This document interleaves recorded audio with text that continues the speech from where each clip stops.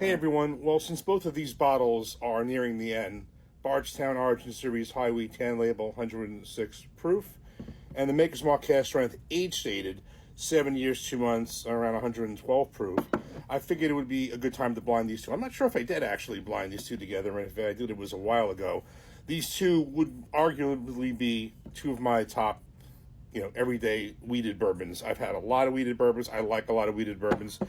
I would say of the ones I've tried and also blinded, these two of a lot of blinds have come up on top. Definitely this one and this one as well. Always biased towards Maker's Mark. That's why I could never do this without doing it as a blind, because I think I'd be too partial to Makers in general. That's not to say it's not been beaten. I think it has been beaten before. I'm not sure by this one. So let's finish this. Let's finish these up by doing a blind, and just really quick. I think they balance each other out, because for this cast strength, we're using the special one. By special, I mean age stated. This is 7 years, 2 months, as opposed to just the normal, regular Maker's Mark cast strength, which could be anywhere, between 6 and 8 years. It could be, depends on the batch. It could be younger or older, probably younger. But there's not many of these out there. So I figured, let's go with this. This is the better of the two. So I figure if the Bardstown beats this, then there's no reason to blind it against this, because I blinded these two together, and the age stated one was ever so slightly better. I did it twice.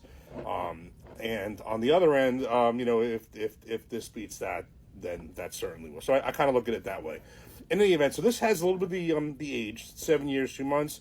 This is 6, but on the reverse, and it has the proof, but on the reverse, this has like 39% wheat, and Makers has, I believe, 16% wheat. So it's not perfect, but I just kind of figured let's do that right now. I am going to mix them up, pour it up, mix it up, and here we go.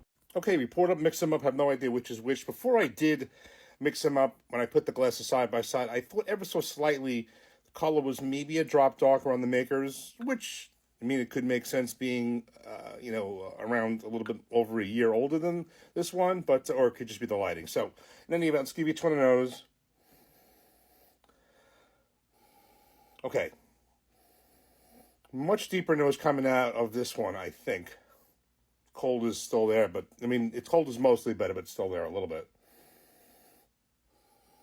Well, that was my first instinct. Okay, so better nose on this one. Let's give it a taste. Cheers.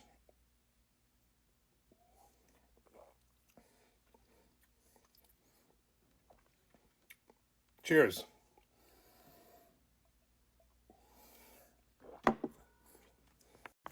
Okay, so I just wanted to pause the camera for a second, just do a few back and forth to avoid, to save some time. Let me just do one more.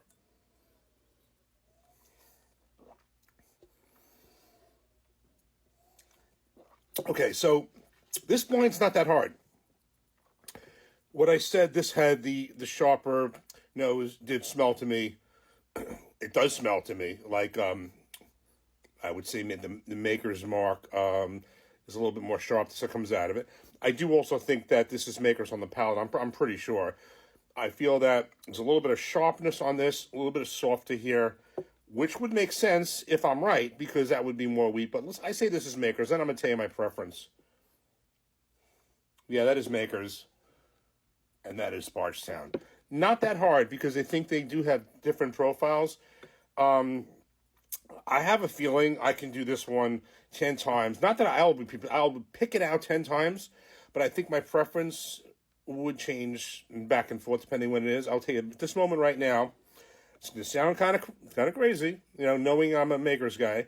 But right now, I prefer this one. I prefer the Bardstown High Wheat between these.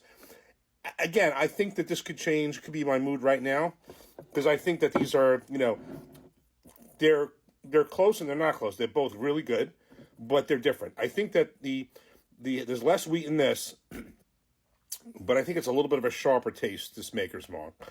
And I think that with the 39% wheat, this is a little bit softer. So there's a little bit more of a softer profile in the Bardstown, a little bit sharper in that. And that also came through in the nose. So this one's not hard to tell. So basically, since in this one I prefer this over this, I'm not going to use the other one because I thought that this one was better than the regular one. And you know what? This could change. This could change, depending on this batch too, because this is just this.